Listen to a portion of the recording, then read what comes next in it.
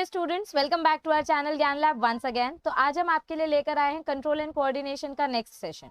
आज के सेशन में हम बात करेंगे ऑटोनॉमिक नर्वस सिस्टम के बारे में। आई होप आपको अब तक central nervous system, peripheral nervous system अच्छे से समझ में आ गया होगा।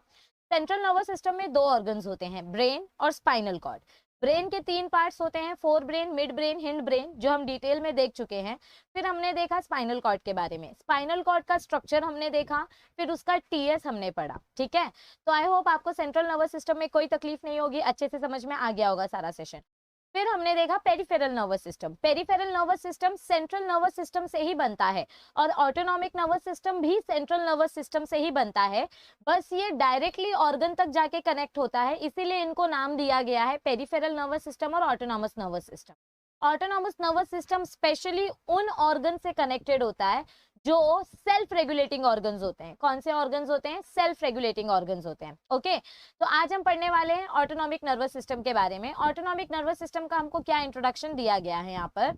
Autonomic nervous system transmits from CNS, one second, हाँ, क्या बताया गया है? Autonomic nervous system transmits impulses from CNS to the involuntary organs and smooth muscles of the body.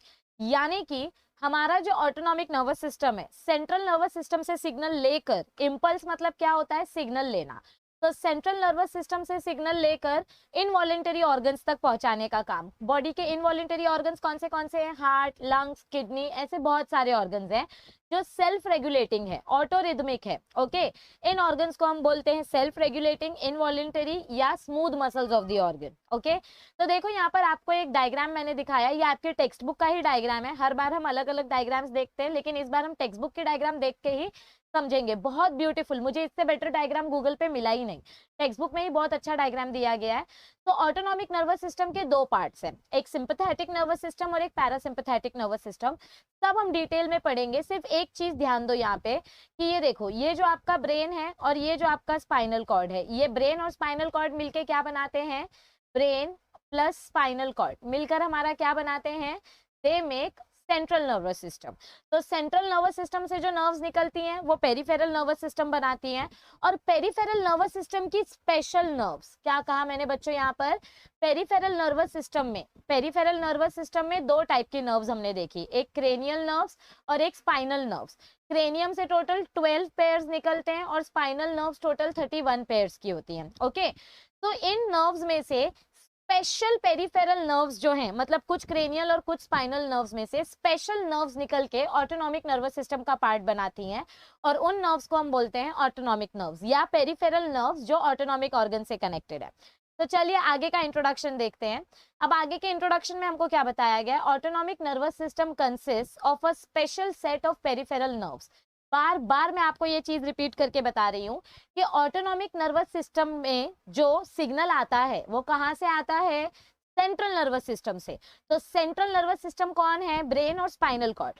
Brain और स्पाइनल कॉर्ड से जो नर्व्स निकल रही हैं, जो पेरिफेरल नर्व्स हैं, उन्हीं पेरिफेरल नर्व्स में से कुछ गिनी चुनी स्पेशल नर्व्स ऑटोनॉमिक ऑर्गन से कनेक्टेड हैं और उन नर्व्स को हम बोलते हैं स्पेशल नर्व्स।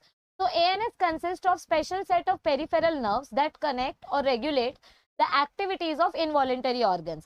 तो ये जो स्पेशल पेरिफेरल नर्व्स है जो हमारे सेंट्रल नर्वस सिस्टम से निकलकर इनवॉलंटरी ऑर्गन्स के साथ कनेक्ट होती हैं, ये नर्व्स हमारे इनवॉलंटरी ऑर्गन्स को कंट्रोल करती हैं। कौन से इनवॉलंटरी एक्शंस?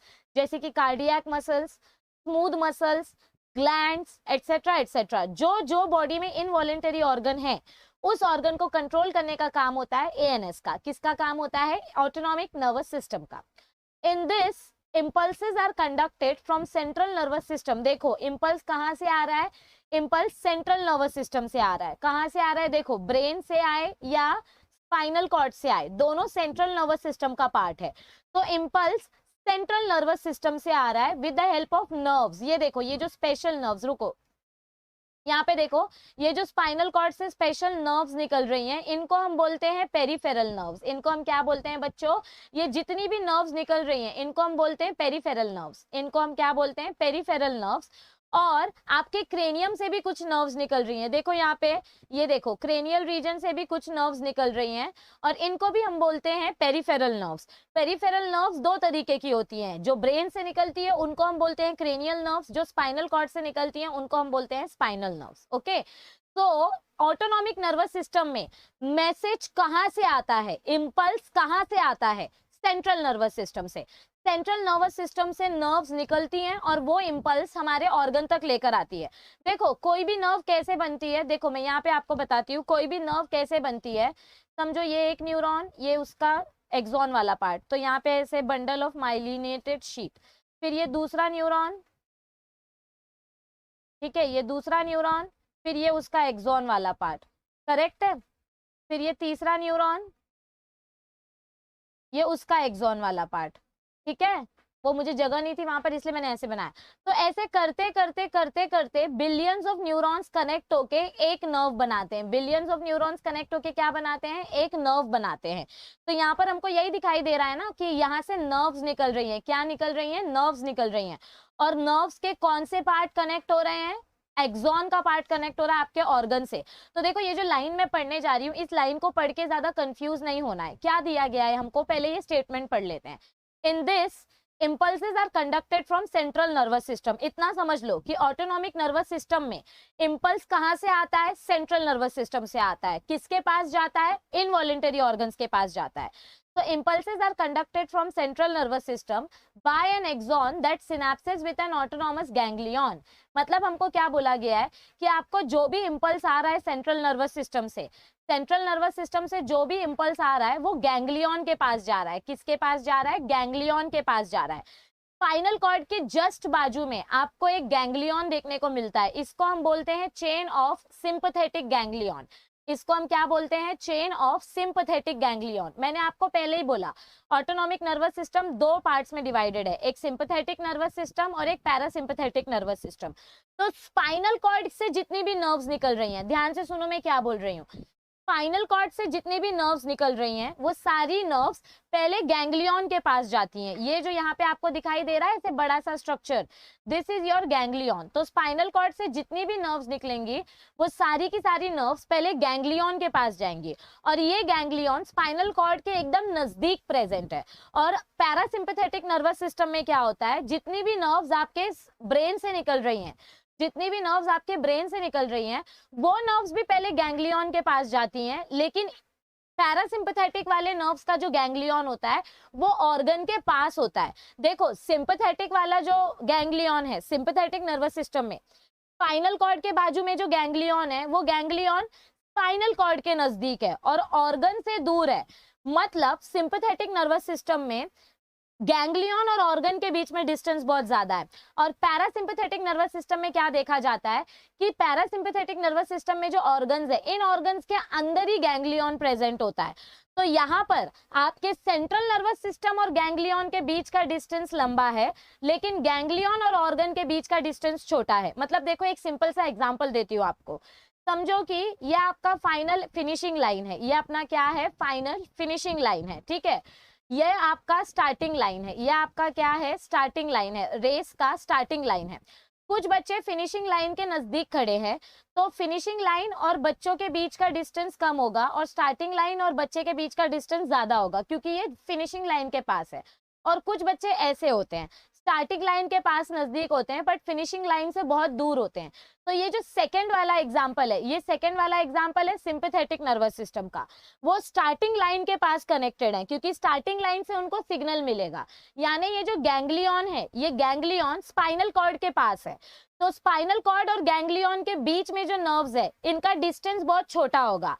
स्पाइनल कॉर्ड और गैंग्लियन, समझो ये स्पाइनल कॉर्ड है और ये गैंग्लियन है, तो स्पाइनल कॉर्ड और गैंग्लियन के बीच का डिस्टेंस छोटा होगा। लेकिन यहाँ से जो नर्व जाएगी, यहाँ से जो नर्व जाएगी ऑर्गन तक, उस ऑर्गन तक, नर्व से लेके ऑर्गन तक का डिस्टेंस लंबा होगा। ओके, तो सिंपैथेटिक गैंग्लियन, गैंग्लियन और स्पाइनल कॉर्ड के बीच का डिस्टेंस छोटा है, लेकिन गैंग्लियन और ऑर्गन के बीच का डिस्टेंस बड़ा है। ऐसा कहाँ देखने को मिलता है हमको? सिंपैथेटिक नर्वस सिस्टम में।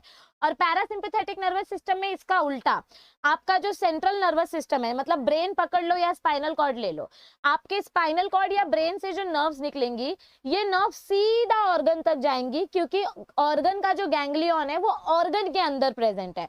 तो मतलब पैरासिम्पैथेटिक नर्वस सिस्टम में क्या होता है, ये जो फर्स्ट वाला कंडीशन है, ये पैरासिम्पैथेटिक नर्वस सिस्टम का कंडीशन है। इसमें क्या होता है कि आपके स्टार्टिंग लाइन से लेकर आपके ऑर्गन तक का डिस्टेंस टोटल काउंट किया जाता है, क्योंकि गैंग्लियन जो है वो एंडिंग लाइन के पास ही है। ट्रॉफी हमेशा एंड लाइन के बाद ही मिलती है ना, वैसे ही पैरासिम्पैथेटिक नर्वस सिस्टम की ट्रॉफी ऑर्गन के अंदर है। तो नर्व ऑर्गन तक जाएगा, फिर वहां पे जाके वो ऑर्गन को इंपल्स देगा। लेकिन सिंपैथेटिक नर्वस सिस्टम में क्या होता है, आपके सेंट्रल नर्वस सिस्टम से जो नर्व्स निकल रही हैं वो पहले गैंग्लियन के पास जाती हैं और गैंग्लियन से ऑर्गन तक जाती हैं। पैरासिम्पैथेटिक में भी सेम होता है, नर्व्स पहले गैंग्लियन के पास जा रही हैं और गैंग्लियन से ऑर्गन को दे रही हैं, लेकिन दोनों के गैंग्लियन का पोजीशन अलग है। सिंपैथेटिक नर्वस सिस्टम में गैंग्लियन नजदीक है और पैरासिम्पैथेटिक नर्वस सिस्टम का गैंग्लियन दूर है। ओके, तो देखो प्रीवियस स्लाइड में क्या बताया गया है हमको इधर पे कि इंपल्सेस कैसे कंडक्ट होते हैं। सेंट्रल नर्वस सिस्टम से मैसेज आता है और गैंग्लियन के पास जाता है, तो इसको हम बोलते हैं प्री गैंग्लियोनिक न्यूरॉन। इसको हम क्या बोलते हैं? Pre ganglionic neuron. मतलब यहाँ पे देखो, ये मैं स्लाइड क्लीन कर देती हूँ, एक मिनट। यस, देखो यहाँ पे ये जो आपका सिंपैथेटिक नर्वस सिस्टम है, ध्यान से सुनो मैं क्या बोल रही हूँ। ये अपना गैंग्लियन है, ये जो बीच में ऑरेंज कलर का इतना लंबा लाइन बनाया, ये पूरा का पूरा अपना गैंग्लियन है। ठीक है, गैंग्लियन और सेंट्रल नर्वस सिस्टम के बीच का डिस्टेंस देखो कितना छोटा है। तो सेंट्रल नर्वस सिस्टम से जो नर्व निकल रही है और गैंग्लियन के पास जा रही है, ये नर्व बहुत छोटी है, इसको हम बोलते हैं प्री गैंग्लियोनिक न्यूरॉन। गैंग्लियन के पहले जो नर्व है, गैंग्लियन के पहले जो नर्व है, इस नर्व को हम बोलते हैं प्री गैंग्लियोनिक न्यूरॉन। और फिर गैंग्लियन से, मतलब गैंग्लियन के पास बहुत सारी नर्व्स आती है। गैंग्लियन मतलब क्या होता है बच्चा? Bundle of nerves. तो सेंट्रल नर्वस सिस्टम से नर्व निकल रही है, गैंग्लियन के पास जा रही है, लेकिन गैंग्लियन एकदम नजदीक है, तो ये छोटी सी नर्व से ही काम हो जाएगा। ओके, और फिर गैंग्लियन से जो नर्व निकलेगी वो बहुत दूर तक जाएगी, क्योंकि उसको ऑर्गन तक जाना है, तो उस नर्व को हम बोलेंगे पोस्ट गैंग्लियोनिक न्यूरॉन। गैंग्लियन के पहले जो न्यूरॉन है, गैंग्लियन के पहले जो नर्व है, उसको बोलेंगे प्री गैंग्लियोनिक न्यूरॉन, और गैंग्लियन के बाद में जो न्यूरॉन है उसको बोलेंगे पोस्ट। This is post. ये जो नर्व्स हैं, ये सारी की सारी जो नर्व्स हैं, ये नर्व्स हैं पोस्ट गैंग्लियोनिक न्यूरॉन, क्योंकि ये न्यूरॉन से, गैंग्लियन से निकल रही हैं। और जो न्यूरॉन्स नर्वस सिस्टम से निकल के गैंग्लियन के पास जा रही है उनको बोलेंगे प्री। प्री मतलब गैंग्लियन के पहले, ये गैंग्लियन है तो गैंग्लियन के पहले जो नर्व्स है, और पोस्ट मतलब गैंग्लियन के बाद जो ऑर्गन के पास जाएंगी। ओके, तो देखो यहाँ थियोरी में क्या बताया है। Yes, so in central the impulses are conducted from central nervous system. It is known as preganglionic neuron. The second neuron is the ganglionic pathway and it has an axon that extends from the autonomic ganglion to the effector organ and it is known as postganglionic neuron. मतलब इतना पूरे इस sentence का मतलब क्या है? यहाँ पे आपके सेंट्रल नर्वस सिस्टम से जो नर्व मैसेज लेकर आ रही है, आपके सेंट्रल नर्वस सिस्टम से जो नर्व मैसेज लेकर आ रही है और गैंग्लियन को दे रही है, इस नर्व को हम बोलेंगे प्री गैंग्लियोनिक न्यूरॉन। और गैंग्लियन से जो नर्व ऑर्गन तक मैसेज लेकर जा रही है, उस नर्व को हम बोलेंगे पोस्ट गैंग्लियोनिक न्यूरॉन। इतना पार्ट मैं बार बार रिपीट नहीं करूंगी, आप वीडियो को फिर से रिपीट करके देख लो, आपको समझ में आ जाएगा। गैंग्लियन के पहले जो नर्व है उसको बोलेंगे प्री गैंग्लियोनिक न्यूरॉन, गैंग्लियन के बाद जो नर्व है उसको बोलेंगे post ganglionic neuron. Autonomic nervous system consist sympathetic and parasympathetic nervous system, जो हम अभी तक पढ़ते आ रहे हैं कि ऑटोनॉमिक नर्वस सिस्टम के दो पार्ट्स है, सिंपैथेटिक एंड पैरासिम्पैथेटिक। चलो सिंपैथेटिक नर्वस सिस्टम का इंट्रोडक्शन देखते हैं। तो यहाँ पे हमको क्या बताया गया है, it is also called thoracolumbar outflow. इसको हम थोरैकोलंबार आउटफ्लो क्यों बोलते हैं? क्योंकि ये नर्वस सिस्टम की जो नर्व्स हैं, सिंपैथेटिक नर्वस सिस्टम की जो नर्व्स हैं वो थोरैसिक रीजन से, देखो हमने लास्ट टाइम पढ़ा था कि हमारा जो स्पाइनल कॉर्ड होता है, स्पाइनल कॉर्ड में स्टार्टिंग की 8 बोन्स जो होती हैं वो सर्वाइकल होती हैं, फिर 12 बोन्स जो होती हैं वो थोरैसिक होती हैं। ओके, फिर थोरैसिक के नीचे आपका आता है लंबार रीजन, थोरैसिक के नीचे आपका क्या आता है, लंबार रीजन, जहां पे 5 बोन्स होती हैं। तो T1 से लेकर मतलब फर्स्ट थोरैसिक बोन से लेकर L3 तक आपकी जो भी स्पाइनल नर्व्स निकल रही हैं वो सारी की सारी नर्व्स किसका पार्ट बन रही हैं, ऑटोनॉमिक नर्वस सिस्टम का। तो इन नर्व्स को हम बोलते हैं थोरैको लंबार आउटफ्लो। मतलब सिंपैथेटिक नर्वस सिस्टम की जो नर्व्स हैं वो कहाँ से आ रही हैं, थोरैसिक वर्टिब्रल कॉलम नंबर 1 से लेकर लंबार वर्टिब्रल कॉलम नंबर 3 तक, T1 से लेकर L3 तक। मतलब स्पाइनल कॉर्ड से ये नर्व्स निकल रही है। हमने पहले ही पढ़ा ना, ऑटोनॉमिक नर्वस सिस्टम की जो नर्व्स है वो पेरिफेरल सिस्टम से आई हैं। Autonomic nervous system contains special set of peripheral nerves. तो कौन से peripheral nerve sympathetic nervous system का पार्ट है, T1 से लेकर L3। तो it is also called thoracolumbar outflow because it comes out from the vertebral column. It originates in the thoracic and lumbar region। वही जो मैंने अभी आपको बताया कि कहाँ से आती हैं ये नर्व्स, T1 से लेकर L3 तक। और टोटल कितनी नर्व्स निकलती हैं, 22 पेयर्स नर्व्स निकलती हैं। कितनी निकलती हैं total, 22 pair of nerves. Okay, आप ऐसे काउंट मत करने जाना, काउंट करोगे तो एरर हो जाएगा।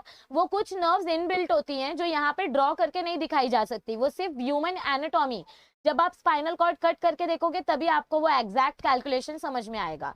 So our sympathetic nervous system consists of 22 pairs of nerves of sympathetic ganglia which lie on a pair of sympathetic cords on lateral sides of spinal cord। मतलब हमको क्या बोला गया है कि हमारे स्पाइनल कॉर्ड से जितनी भी पेरिफेरल नर्व्स निकल रही हैं, इधर देखो, स्पाइनल कॉर्ड से जितनी भी पेरिफेरल नर्व्स निकल रही हैं ये सारी की सारी पेरिफेरल नर्व्स किसके पास जा रही है, गैंग्लिया के पास जा रही है। किसके पास जा रही है, गैंग्लिया के पास जा रही है। ये स्ट्रक्चर आपका गैंग्लिया है। ओके, गैंग्लिया मतलब जो जहां बंडल ऑफ नर्व्स होते हैं, जहां सारी नर्व्स इकट्ठा होती है। तो गैंग्लिया के पास सारी नर्व्स इकट्ठा हो रही हैं और फिर गैंग्लिया से वो नर्व्स निकलेंगी और ऑर्गन तक जाएंगी। ओके, अब आगे देखो नेक्स्ट पार्ट में क्या बताया गया है। The pre ganglionic nerve fibres are short and the post ganglionic nerve fibres are long. ये मैं आपको कितने टाइम से एक्सप्लेन करने की कोशिश कर रही हूँ।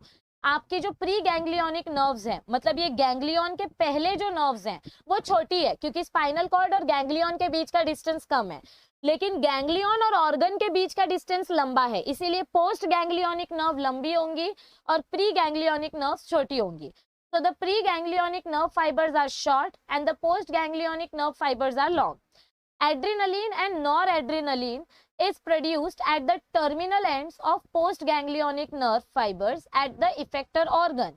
Hence it is also called adrenergic fiber। इतना लंबा जो मैंने स्टेटमेंट पढ़ा, इसका मीनिंग क्या है बच्चों? देखो, हमने क्या बोला कि जो न्यूरॉन होता है, हमारी जो नर्व होती है, ये नर्व कैसे बनी है, न्यूरॉन से बनी है। Thousands and billions of neuron से ये नर्व बनी है। हमने एक चीज पढ़ी थी कि हमारा जो न्यूरॉन होता है उस न्यूरॉन के एंडिंग में टीलोडेंड्रॉन्स होते हैं। न्यूरॉन के एंडिंग में क्या होता है बच्चों, टीलोडेंड्रॉन्स होते हैं। और ये जो टीलोडेंड्रॉन वाला पार्ट होता है, इसका हमने स्ट्रक्चर पढ़ा था, आपको याद है, न्यूरॉन बल्ब का स्ट्रक्चर। यहाँ पे देखो हार्मोन्स बनते हैं, क्या बनते हैं यहाँ पे, याद है आपको, न्यूरोमस्कुलर जंक्शन, केमिकल सिनेप्स वाले में हमने ये पार्ट पढ़ा था। तो यहाँ पे ये एक न्यूरॉन से दूसरे न्यूरॉन के पास जो मैसेज जा रहा है, देखो ध्यान से देखो, फिर से बताती हूँ मैं, एक न्यूरॉन से दूसरे न्यूरॉन के बीच में जो मैसेज जा रहा है, समझो ये एक न्यूरॉन, ये उसका टीलोडेंड्रॉन वाला पार्ट, और यहाँ से आपका दूसरा न्यूरॉन कनेक्ट हो रहा है, ठीक है।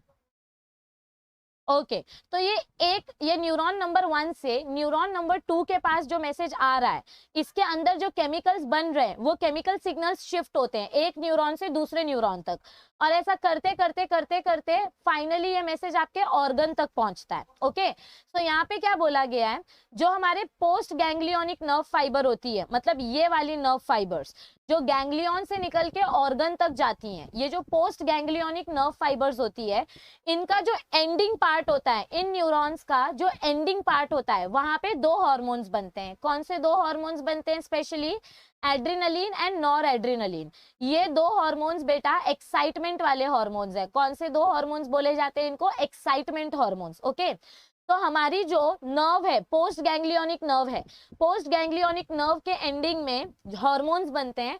ये हार्मोन एक न्यूरॉन से दूसरे न्यूरॉन में ट्रांसफर किए जाते हैं। तो adrenaline and noradrenaline is produced at the terminal ends of post ganglionic neuron. मतलब हमारी ये जो पोस्ट गैंग्लियोनिक न्यूरॉन है, गैंग्लियन से लेकर ऑर्गन तक जो नर्व जा रही है, गैंग्लियन से लेकर ऑर्गन तक जो नर्व जा रही है, उस नर्व के एंडिंग में जो केमिकल बनेगा वो केमिकल ऑर्गन के अंदर डाला जाएगा। वो केमिकल कहाँ जाएगा? ऑर्गन में जाएगा, और फिर ऑर्गन उस केमिकल के अकॉर्डिंग रिएक्ट करेगा। तो पोस्ट गैंग्लियोनिक नर्व का दूसरा नाम क्या है? Adrenergic fibre. Post ganglionic nerve का दूसरा नाम क्या है? एड्रीनर्जिक फाइबर, क्योंकि इसके अंदर एड्रीनलिन हार्मोन बन रहा है। ओके।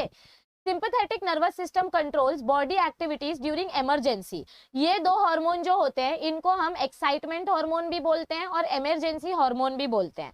तो हमारा जो सिंपैथेटिक नर्वस सिस्टम है वो हमारी बॉडी को कब कंट्रोल करता है? जब इमरजेंसी वाली सिचुएशन आ जाती है। मतलब जब आप एकदम ज्यादा लड़ने के मूड में हो, जब आप फाइटिंग करते हो, डिशुम डिशुम करते हो, तब। फिर फ्लाइट रिस्पॉन्स, फ्लाइट यानी कि जब अचानक से आपको कोई डिसीजन लेना है, समझो आपके ऊपर कोई बॉटल फेंक के मार रहा है और आप खुद को प्रोटेक्ट कर रहे हो, तो that is emergency situation. Okay. तो ये हार्मोन्स इमरजेंसी वाली सिचुएशन में सेक्रेट होते हैं। It has excitatory and stimulating effect on most organs of the body except in the digestive and excretory organ। देखो बेटा, एंट्रेंस में ऐसा क्वेश्चन ही आता है, आपको एकदम एंडिंग, एकदम कोने कोपचे से क्वेश्चन पूछा जाता है कि एड्रेनलिन हार्मोन का क्या फंक्शन है या एड्रीनर्जिक फाइबर का क्या फंक्शन है। इसके दो फंक्शन होते हैं, ये ऑर्गन को एक्साइट भी करता है और स्टिमुलेट भी करता है, लेकिन इसका एक इंपॉर्टेंट फंक्शन आपको क्या याद रखना है? It has excitatory and stimulating effect on most organs of the body except in the digestive and excitatory organ, except in the digestive and excitatory organ। मतलब ये जो सिंपैथेटिक नर्वस सिस्टम है, ये सिंपैथेटिक नर्वस सिस्टम आपके digestive system और आपके excretory organ के लिए बिल्कुल भी काम नहीं करता है। ऑलराइट, तो अब बारी आती है पैरासिम्पैथेटिक नर्वस सिस्टम की। पैरासिम्पैथेटिक नर्वस सिस्टम में क्या होता है? जैसे कि मैंने आपको पहले ही बताया, सिंपैथेटिक नर्वस सिस्टम जो काम नहीं करेगा वो पैरासिम्पैथेटिक नर्वस सिस्टम में देखा जाएगा। पैरासिम्पैथेटिक नर्वस सिस्टम को हम क्रेनियो सेक्रल आउटफ्लो भी बोलते हैं, क्योंकि पैरासिम्पैथेटिक नर्वस सिस्टम की नर्व्स क्रेनियम से और सेक्रल रीजन से निकल रही हैं। जैसे हमने देखा था सिंपैथेटिक नर्वस सिस्टम की नर्व्स थोरैसिक रीजन और लंबार रीजन से निकल रही थी, इसीलिए हम उसको थोरैको लंबार आउटफ्लो बोल रहे थे। ठीक उसी तरीके से पैरासिम्पैथेटिक नर्वस सिस्टम की नर्व्स क्रेनियम रीजन और सेक्रम रीजन से निकलती है, इसीलिए इसको हम क्रेनियो सेक्रल आउटफ्लो बोलते हैं। It consist of branches from cranial 3, 7, 9, 10 nerves, sacral 2 and 3 and spinal 4th nerve। तो हमको इधर पे क्या बताया गया है कि हमारे जो क्रेनियम और सेक्रम वाला रीजन है, क्रेनियम और सेक्रम से जो नर्व नंबर 3, 7, 9, 10, 2, 3 और 4 है, ये सारी नर्व्स मिलकर आपका पैरासिम्पैथेटिक नर्वस सिस्टम बनाती हैं। Okay. It consist of ganglia which are very close or within the wall of the effector organs. मैंने आपको ये पहले भी बताया था कि सिंपैथेटिक नर्वस सिस्टम का गैंग्लिया सेंट्रल नर्वस सिस्टम के नजदीक होता है, लेकिन पैरासिम्पैथेटिक नर्वस सिस्टम का गैंग्लिया उसके ऑर्गन के पास होता है। मतलब समझो ये जो नर्व सेंट्रल नर्वस सिस्टम से आ रही है, ये गैंग्लिया के पास जा रही है, तो इसको हम बोलेंगे प्री गैंग्लियोनिक नर्व। लेकिन ये जो गैंग्लिया है, ये गैंग्लिया ऑर्गन के एकदम नजदीक या ऑर्गन के अंदर प्रेजेंट है, इसीलिए इस गैंग्लिया से जो नर्व्स निकलेंगी, जो इफेक्टर ऑर्गन के पास जाएंगी, वो नर्व और ऑर्गन के बीच का डिस्टेंस एकदम कम होगा। तो पैरासिम्पैथेटिक नर्वस सिस्टम में हमको क्या देखने को मिलता है? पोस्ट गैंग्लियोनिक नर्व और प्री गैंग्लियोनिक नर्व के कंपैरिजन में पोस्ट गैंग्लियोनिक नर्व छोटी है और प्री गैंग्लियोनिक नर्व लंबी है। हमने पीछे क्या देखा था कि हमारा जो सिंपैथेटिक नर्वस सिस्टम होता है, सिंपैथेटिक नर्वस सिस्टम में प्री गैंग्लियोनिक नर्व छोटी होती है और पोस्ट गैंग्लियोनिक नर्व बड़ी होती है, लेकिन पैरासिम्पैथेटिक नर्वस सिस्टम में प्री गैंग्लियोनिक नर्व लंबी है और पोस्ट गैंग्लियोनिक नर्व, ये जो पोस्ट गैंग्लियोनिक नर्व है, ये शॉर्ट है। ठीक है, दोनों में ये डिफरेंस है। द प्री गैंग्लियोनिक नर्व्स यानी गैंग्लियन से पहले जो नर्व है, जो नर्वस सिस्टम से आ रही है, ये जो नर्व्स नर्वस सिस्टम से आ रही है, ये नर्व्स शॉर्ट हैं। The pre ganglionic nerves are these nerves are long in parasympathetic nervous system and the post ganglionic nerves are short. Acetylcholine, हमने क्या देखा था? सिंपैथेटिक नर्वस सिस्टम में कौन से दो हार्मोन बनते हैं? Adrenaline and nor adrenaline, sympathetic nervous system में। ठीक उसी तरीके से पैरासिम्पैथेटिक नर्वस सिस्टम में कौन से दो हार्मोन बनते हैं, एसिटाइल कोलाइन। कौन सा हार्मोन बनता है, दो नहीं एक ही हार्मोन बनता है, एसिटाइल कोलाइन। ये हार्मोन का काम है किसी भी ऑर्गन को रिलैक्स करना। Okay, so acetyl कोलाइन is produced at the terminal end of post ganglionic nerve at the effector organ. मतलब हमारे इफेक्टर ऑर्गन के पास जो पोस्ट गैंग्लियोनिक नर्व्स जा रही हैं, इन नर्व्स का काम क्या है, एसिटाइल कोलाइन हार्मोन प्रोड्यूस करना। क्या काम है, एसिटाइल कोलाइन हार्मोन प्रोड्यूस करना। एसिटाइल कोलाइन हार्मोन क्या करते हैं, स्टिमुलेटेड ऑर्गन को रिलैक्स करने का काम करते हैं। हेंस इन नर्व्स को हम क्या बोलते हैं, कोलाइनर्जिक फाइबर्स। इन नर्व्स का दूसरा नाम क्या है, कोलाइनर्जिक फाइबर। जैसे एड्रेनलिन वाले नर्व्स को हमने एड्रेनर्जिक फाइबर बोला, ठीक उसी तरीके से एसिटाइल कोलाइन हार्मोन जिन नर्व्स में प्रोड्यूस हो रहा है, उन नर्व्स को हम बोलेंगे कोलाइनर्जिक फाइबर्स। ठीक है, तो यहाँ पे देखो अब आगे आपको नेक्स्ट पार्ट में क्या बताया गया है, parasympathetic nervous system is antagonistic. Antagonistic मतलब क्या होता है बच्चों, एंटागोनिस्टिक मतलब अपोजिट। पैरासिम्पैथेटिक नर्वस सिस्टम और सिंपैथेटिक नर्वस सिस्टम दोनों एक दूसरे से अपोजिट फंक्शन करते हैं। तो parasympathetic nervous system is opposite to sympathetic nervous system. It brings back to normal all activities which are stimulated by the sympathetic nervous system. Sympathetic system ने जिन organs को एक्टिवेट किया था, पैरासिम्पैथेटिक सिस्टम उन organs को relax करेगा, और इसीलिए पैरासिम्पैथेटिक नर्वस सिस्टम का दूसरा नाम है हाउसकीपिंग सिस्टम। देखो हाउसकीपिंग वाले लोगों का काम क्या होता है, रूम पहले जिस कंडीशन में था उसी कंडीशन में उसको वापस से ठीक से करके रख देना। तो इसी तरीके से हमारे जो ऑर्गन्स एक्साइट हो गए थे सिंपैथेटिक नर्वस सिस्टम की मदद से, अब उन ऑर्गन्स को रिलैक्स करना है, तो उनको वापस नॉर्मल सिचुएशन में लाना है, और इसीलिए हम पैरासिम्पैथेटिक सिस्टम को बोलते हैं housekeeping system. It has an inhibitory effect on most organs. आधे से ज्यादा ऑर्गन्स में पैरासिम्पैथेटिक नर्वस सिस्टम का कुछ काम नहीं है, इट हैज इनहिबिटरी इफेक्ट। लेकिन जो फंक्शन सिंपैथेटिक नर्वस सिस्टम नहीं कर रहा था जिन ऑर्गन्स में, पैरासिम्पैथेटिक नर्वस सिस्टम उन ऑर्गन्स पे फंक्शन करेगा। मतलब सिंपैथेटिक नर्वस सिस्टम बाकी सब ऑर्गन्स को एक्टिवेट करता है एक्सेप्ट डाइजेशन एंड एक्सक्रीशन। तो पैरासिम्पैथेटिक नर्वस सिस्टम बाकी सब ऑर्गन्स को इनहिबिट करता है, लेकिन डाइजेशन और एक्सक्रीशन को वो स्टिमुलेट करता है। So it activates those associated with digestion, peristalsis and micturition. Micturition मतलब क्या होता है बच्चों, यूरिनेशन यानी कि excretory system, which are inhibited by sympathetic system। मैं बार बार ये चीज आपको रिपीट कर रही हूँ, जो सिस्टम सिंपैथेटिक नर्वस सिस्टम में नहीं होता है वो system parasympathetic nervous system activate करता है, and they are accelerated by the parasympathetic nervous system. Okay, देखो सिंपैथेटिक नर्वस सिस्टम में आपके प्यूपिल डायलेट हो रहे थे, पैरासिम्पैथेटिक नर्वस सिस्टम में वो कॉन्ट्रैक्ट हो रहे हैं, opposite action. Okay, sympathetic nervous system में आपका सलाइवा प्रोड्यूस नहीं हो रहा था, यहाँ पे सलाइवा प्रोड्यूस हो रहा है। सिंपैथेटिक नर्वस सिस्टम में हार्ट बीट इंक्रीज हो रहा था, पैरासिम्पैथेटिक नर्वस सिस्टम में हार्ट बीट स्लो हो रहा है। सिंपैथेटिक नर्वस सिस्टम में ब्लड प्रेशर इंक्रीज हो रहा था, यहाँ पे ब्लड प्रेशर डिक्रीज हो रहा है। सिंपैथेटिक नर्वस सिस्टम में पेरिस्टाल्सिस नहीं हो रहा था, यहाँ पे पेरिस्टाल्सिस हो रहा है। सिंपैथेटिक नर्वस सिस्टम में बाइल जूस स्टिमुलेट नहीं हो रहा था, यहाँ पे वो स्टिमुलेट हो रहा है। सिंपैथेटिक नर्वस सिस्टम में यूरिनरी ब्लैडर कॉन्ट्रैक्ट नहीं हो रहा था, यहाँ पे वो कॉन्ट्रैक्ट हो रहा है। जो एक्टिविटी सिंपैथेटिक नर्वस सिस्टम में नहीं होती है वो पैरासिम्पैथेटिक में होती है, जो एक्टिविटी सिंपैथेटिक नर्वस सिस्टम में होती है वो पैरासिम्पैथेटिक में नहीं होती है। ओके, तो ये देखो, ये आपको डिस्टिंग्विश करके एक बॉक्स दिया गया है यहाँ पे रेडीमेड, आप ये भी पढ़ लोगे तो आपको आगे कुछ डिफिकल्ट नहीं होगा।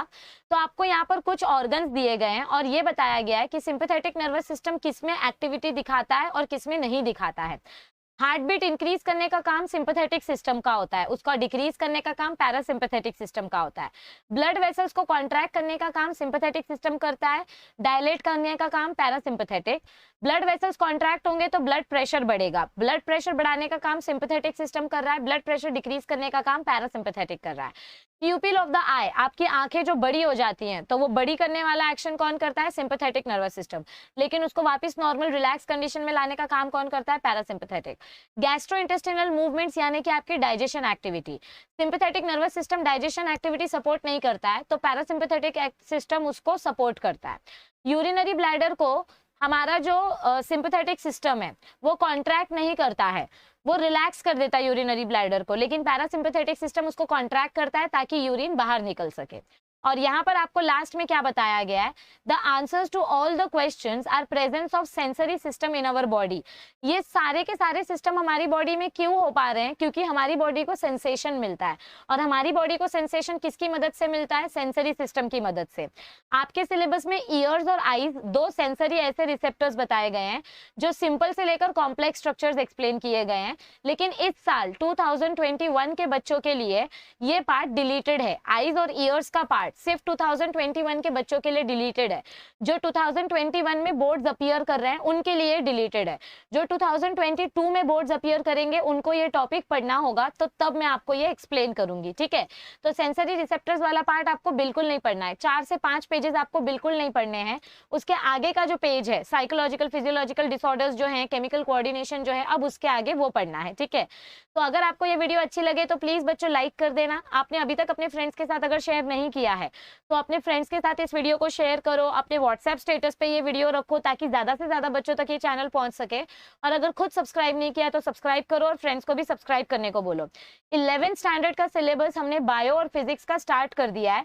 आपके भाई बहन नेबर्स दोस्त अगर 11th स्टैंडर्ड में होंगे तो उनको प्लीज इस चैनल के बारे में बताओ। हम जल्द से जल्द ज्यादा से ज्यादा पोर्शन कवर करने की कोशिश करेंगे 11th स्टैंडर्ड का, तो उनका नुकसान ना हो इसीलिए उनको अभी से बता दीजिए कि ज्ञान लैब चैनल पे बायो और फिजिक्स का सिलेबस स्टार्ट हो चुका है, ओके। और जितना हो सके उतना चैनल को फैलाओ, क्योंकि बहुत सारे लोगों को लेट पता चलता है चैनल के बारे में, तो वो काफी निराश हो जाते हैं।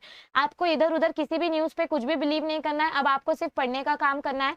प्रैक्टिकल्स आपके थियोरी के बाद होने वाले हैं इस साल के लिए, तो आप लोग अभी फिलहाल सिर्फ थियोरी पे ध्यान दो। हम आपके लिए स्ट्रैटेजी वीडियो लेकर आने वाले हैं, तो स्ट्रैटेजी वीडियो के हिसाब से आप अपनी पढ़ाई स्टार्ट कर सकते हैं।